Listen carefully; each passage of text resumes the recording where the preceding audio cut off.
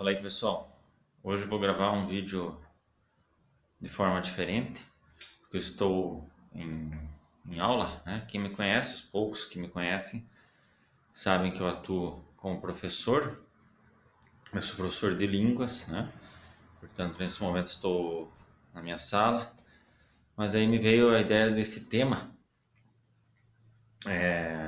o maior cobrador de faltas da história, o grande cobrador de faltas da história. Quem terá sido, quem foi?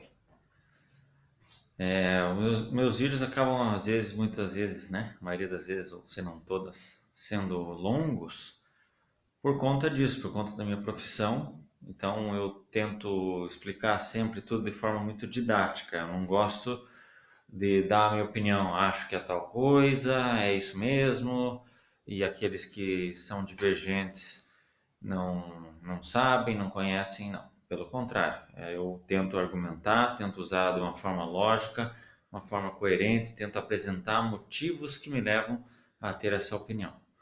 E hoje não vai ser diferente. Então eu escrevi aqui no quadro, vocês podem ver, os 5 critérios principais que eu adotei para chegar a essa definição, chegar a esses nomes, né? A quantidade de gols, né? Então um critério objetivo, né? É o número total de gols de falta que o jogador conseguiu ao longo da sua carreira. A eficiência, né? Índice de acerto, aproveitamento. Então, o número de para chegar àquela quantidade de gols, quantas faltas ele cobrou, né?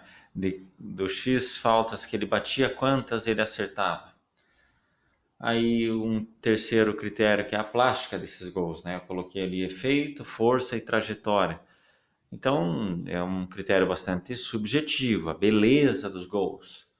Né? Eu vou falar ao final do vídeo quais são os 3 gols de falta mais impressionantes, mais belos, na minha opinião.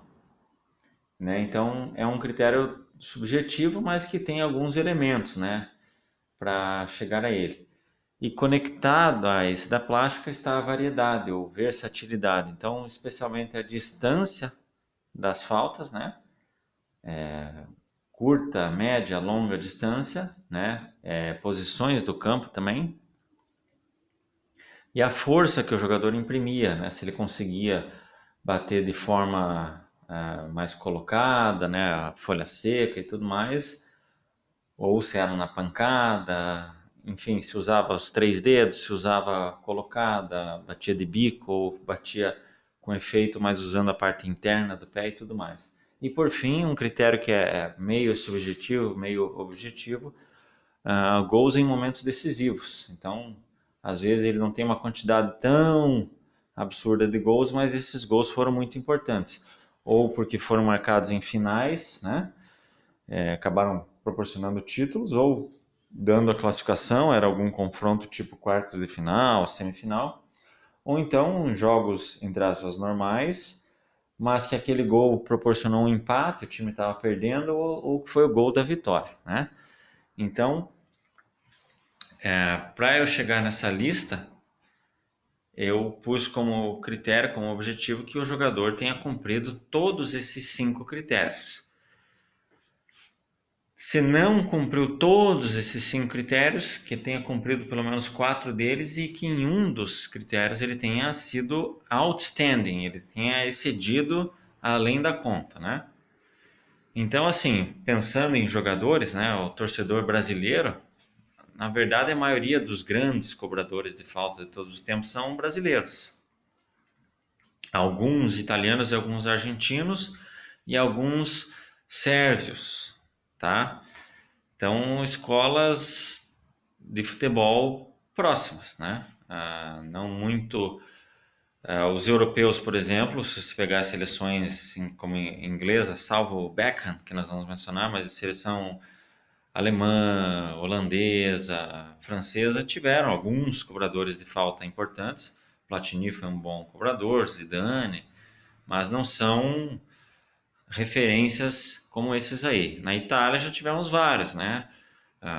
Roberto Baggio, né? Para quem lembra de Baggio com o pênalti perdido, na verdade o cara foi um fenomenal jogador e um excelente, um exímio cobrador de faltas. Basta lembrar o seguinte, geração mais nova, pesquise então um joguinho online, Baggio Curved Free Kicks, ok? Se tinha um jogo que era para aprender a bater falta, como o Baggio, é que no mínimo o cara foi um grande batedor. Del Piero e Pirlo, outros dois exemplares jogadores. No Brasil você tem aí, cada clube teve um grande nome como cobrador de falta, né? De cá, da Ponte Preta, fantástico. Nelinho, do Cruzeiro, Éder, do Atlético Mineiro, entre outros tantos, né? O Rogério Ceni, maior referência para os São Paulinos na falta, um grande índice de acerto, ou pelo menos uma alta quantidade de gols, né? Tivemos ali o Neto no Corinthians, em momentos decisivos. O Neto é fundamental, porque o título brasileiro de 90 do Corinthians deve-se muito a ele e boa parte disso aos gols de falta dele, ou às cobranças de falta que ele lançou, Marcos Assunção, entre outros tantos. Então não há nenhum demérito para esses jogadores, tá? Eles foram excelentes, mas na linha de corte, pensando em todos esses critérios, vão sobrar poucos, né? Eu penso aqui primeiro em 8 nomes. Roberto Carlos, Ronaldinho Gaúcho, David Beckham e Diego Maradona formariam aí a segunda parte do top 8, né? Seriam do 5º ao 8º lugares. Eu não vou ranqueá-los, mas seriam eles, porque eles foram jogadores que acertaram muitos gols, tiveram um ótimo índice de acerto, plasticamente também fizeram gols belíssimos, tiveram alguma variedade e foram em momentos decisivos. Porém, esses outros 4 que eu vou citar, os superam em todos esses critérios, ou se não em todos, um por um, na soma deles, sem dúvida. Tá? Então, Ronaldinho Gaúcho, Maradona, Beckham e Roberto Carlos, por algumas dessas questões, vão ficar abaixo desses outros 4. Roberto Carlos, por exemplo, vou falar no final do vídeo, assim como o Neto, faz parte do meu top 3 de gols de falta em todos os tempos. Tá? Mas então vamos lá, vou sentar aqui para ficar melhor. Os 4 maiores cobradores de falta de todos os tempos, na minha opinião, somando quantidade, plástica, variação, índice de acerto e momentos decisivos. Meu quarto colocado, você que está vendo esse vídeo talvez não se lembre, não conheça. Então aí a culpa não é do jogador. Eu vou deixar o link desses 4 jogadores. Eu vou citar os 3 maiores gols e vou colocar os 3 maiores gols e também vou selecionar vídeos principais desses 4 jogadores. O quarto colocado na nossa lista, não porque ele não cumpra, mas é que no fechar desses 4, né, eu pesei e deixei, de repente, algum dos critérios para esses 4 pesou mais.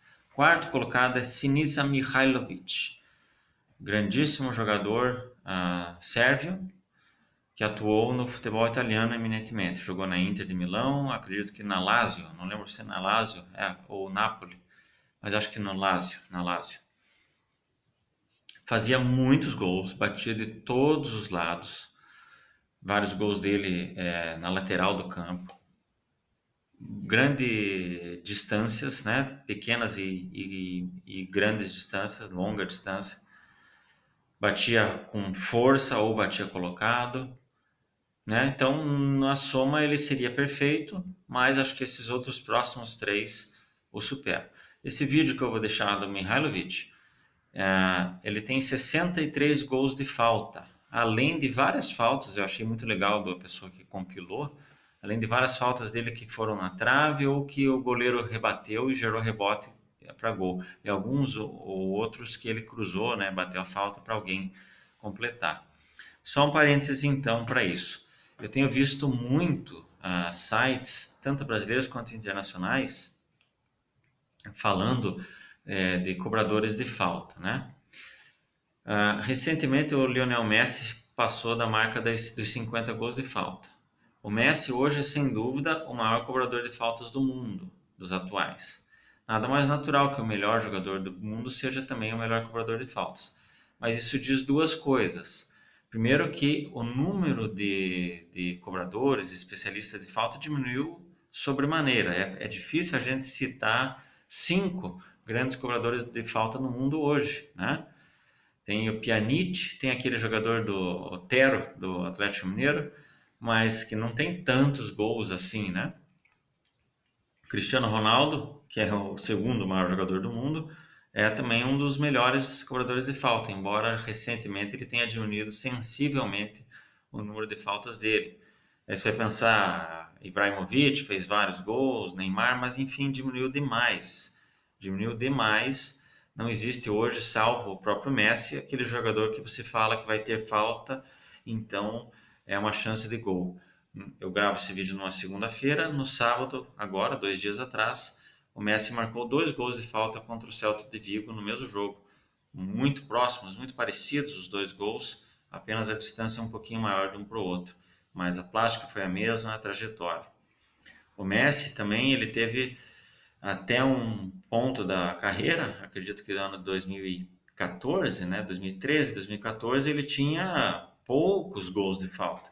Então, o quanto ele melhorou e aumentou nos últimos 5 anos, demonstra, por um lado, que ele é um dos mais eficientes e mereceria estar talvez no nosso top 10, porém, se até aquele momento, um jogador que já tinha 4 bolas de ouro, tinha menos aí de 15 gols de falta, é porque ele não era, né, um especialista. Ele foi se tornando, ele foi se aprimorando ao longo do tempo. Então, por isso também que ele não está na nossa lista, embora ele tenha feito gols maravilhosos. E os gols mais fenomenais do Messi de falta foram pela seleção argentina. Então, o Mihailovic, por que eu citei o Messi e fiz esse parênteses? Quando o Messi fez esse 50º gol de falta, eu vi vários artigos dizendo algo do tipo: confira nomes de jogadores que, assim como o Messi, marcaram mais de 50 gols de falta. E eu não vi o nome do Mihailovic lá. Além disso, eu vi o nome de outros jogadores, como o Marcelinho Carioca, citado com 59 gols de falta. Isso está errado. O Mihailovic tem mais de 50 gols de falta. Nesse vídeo que eu coloco são 63. Tem vídeo de todos, um por um. E o Marcelinho fez 59 pelo Corinthians. O Marcelinho jogava no Flamengo e já havia feito vários gols de falta. Após o Corinthians, ele jogou pelo Santos. Não me lembro se tenha feito, mas acredito que pelo menos algum gol fez. Pelo Vasco fez vários gols, eu me lembro de vários deles. Alguns dos mais impressionantes dele. Pelo Brasiliense, pelo Santo André, inclusive contra o próprio Corinthians ele marcou gol. Pela seleção ele tem apenas 4 partidas e 2 gols, mas ambos de falta. Um deles me lembro muito bem, antes da Copa de 98, ou após a Copa de 98, né? O Luxemburgo era o técnico. Não. Sim, Luxemburgo era o técnico. Contra a Iugoslávia, um amistoso. Então, assim, essa contabilização tá tudo muito errado e aí entra o problema, né, da gente ter que pesquisar. Então, se você não sabe quem é Mihailovic, acha que o Marcelinho fez apenas 59 gols de falta, que fulano e ciclano tem mais gols do que o Marcelinho, é um erro, né, uma necessidade de pesquisar. Mas eu vou tentar ajudar ao máximo com esses links que eu vou colocar. Então, o Mihailovic fica em 4º lugar para nós. Em 3º, e aí creio que entre a polêmica, né, vai ficar Juninho Pernambucano. Tem estudos aí, físico, não sei quem, na onde, decretou que ele era o melhor batedor, porque ele batia assim assado. Não preciso diminuir o Juninho Pernambucano para elogiar os próximos 2, mas os próximos 2 vão superar o Juninho na quantidade e na eficiência, um deles, e o outro na plástica, na variedade, tá? O Juninho ele tinha uma boa variação, batia também de diferentes distâncias, e é por isso que ele está em 3º lugar nessa lista. Tinha um estilo de bater falta muito peculiar, uma delas. Evoco aquele gol contra o River Plate, que é o mais afamado, mas alguns gols dele pelo Lyon, um deles quando era um time árabe, me foge agora, vou tentar achar e colocar no vídeo, embora no compilado dele vai aparecer sem dúvida. E um outro gol pelo Vasco contra o Fluminense, no gol do lado direito, né? Quem está assistindo o jogo pela televisão, né? Lado esquerdo, lado direito. Gols impressionantes, sem dúvida. por isso que ele está no nosso pódio histórico, mas ele não tinha uma variação tão grande, o repertório dele era um pouco menor do que o do vencedor da minha lista, e a quantidade barra eficiência de acerto era um pouco menor do que o segundo colocado. O segundo colocado, Arthur Antônio Coimbra, o Zico. Também vai gerar polêmica eu colocar em segundo, eu sei, mas eu quero fazer aqui duas ressalvas. Primeiro, ele não vai estar em primeiro porque ele não tinha também, assim como o Juninho, todo esse repertório. O repertório dele era um pouco mais limitado em termos de variação, né? Do que o do vencedor e do que o do próprio Juninho, e até arrisco do que o do Mihailovic, que foi o quarto colocado. Porém, ele compensa isso nos outros dois critérios. A quantidade de gols dele, do Zico, foi a maior desses jogadores. Acredito que ele tenha em torno de 100 gols de falta. Eu já fiz várias pesquisas, os números são muito imprecisos, não apenas do Zico, mas de todos eles, né? Inclusive nesses rankings que eu mencionei, que não citam Mihailovic e que citam Marcelinho com 59, Pelé é considerado o segundo maior em números de gols. Não, né? Por mais que o Pelé tenha feito vários gols de falta, ele seja o maior jogador da história do futebol, o Beatle do futebol, ele não tem tanta quantidade de gols assim, é bem questionável, até porque entra naquele debate dos gols oficiais barra amistosos, etc. E ele não tinha, a meu ver, a capacidade de variação desses caras aí, né? Embora nós estamos falando do rei do futebol, portanto não era um cobrador de faltas de qualquer forma abaixo, né? Não se trata disso. Mas estamos falando aqui especificamente de cobradores de falta. Então o Zico, ele tinha alto índice de acerto, a quantidade possivelmente é a maior delas, mas ele era aquele cobrador de falta próximo da área, perto da área, né, nessa variação aqui, fazia gols o tempo todo, momentos decisivos também ele excedia, né, gols em final de Libertadores, em Copa do Mundo, finais de Campeonato Brasileiro, né? Um fenômeno, não tem por que diminuí-lo. Inclusive, eu quero dizer o seguinte, o Zico é o maior cobrador de faltas de todos os tempos. Ele é a grande referência, ele é o mito das faltas. Baggio, que eu citei de início, e o Marcelinho Carioca, que vai ser o número 1, entre outros tantos, o Zidane, que não foi assim um fenômeno das faltas, mas era um bom cobrador, Djalminha, e quantos sempre citam o Zico como aquele que o fez se especializar e buscar. Então, o Zico é essa referência, é o grande standard, né, das faltas. Mas, nesse caso, eu acredito que o discípulo superou o mestre. Marcelinho Carioca foi o melhor cobrador de faltas de todos os tempos. O Zico maior, Marcelinho melhor. Por quê? Porque o Marcelinho, de fato, ele tinha momentos decisivos, quantas e quantas finais, né? A final do Campeonato Paulista de 95 contra o Palmeiras, um gol impressionante, e outros tantos momentos. Não preciso nem ficar citando, semifinal de Copa do Brasil de 97 contra o Grêmio, final de Copa do Brasil de 95 contra o Grêmio, jogos pela Libertadores, e tudo mais. Aliás, o que o Marcelinho perdia de pênalti em momento decisivo, ele fazia gol de falta em momento decisivo. Nesse jogo que eu citei, semifinal da Copa do Brasil de 97, ele perde um pênalti no final, mas ele faz o gol de falta que dá o empate para o Corinthians, né? Não lembro se foi no primeiro ou no segundo jogo, aquela semifinal de 97, mas na final de 95 ele faz um gol espetacular, entre outros tantos. Quantidade de gols absurda, mais de 90, ou em torno de 90 gols. Índice de acerto, não preciso nem mencionar.